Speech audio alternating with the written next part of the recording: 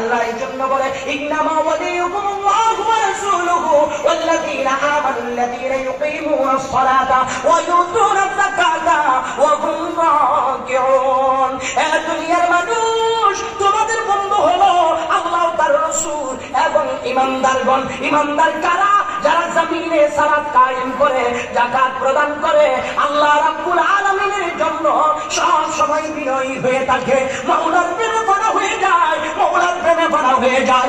আমার বিশ্ব নিঃসংসার মাওলার প্রেমে এমন ফানা ছিলেন, ও পৃথিবীর মুসলমান এমন ফানা ছিলেন, পৃথিবীর ইতিহাসে এমন কোন নজির আছে কিনা আমার জানা নাই, যিনি তেল ছাড়া পানি দিয়া গাড়ি চালাইছে। মাওলার প্রেমের দাওয়াত বেলায়েতের মিশন নিয়া জমিনে যখন আল্লাহর বন্ধুরা নেমে পড়ে, ওই আল্লাহর বন্ধুদের জাহান্নামের নিরাপত্তা দেন কে?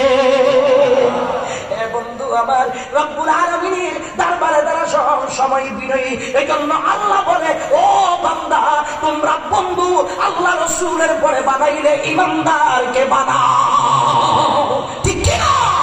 দুনিয়ার আর যত বন্ধু আছে, এটা যতদিন খাইতে পারবো ততদিন তোমার তেল মালিশ করবো, খাওয়া শেষ তোমার ভাষায় লাথি দিয়ে বহু দূরে গিয়া ফেলাইব। আল্লাহর ওলিরা, আল্লাহ আল্লাহ রাসূল একমাত্র ঈমানদারের সাথী, ঈমানদারের বন্ধু।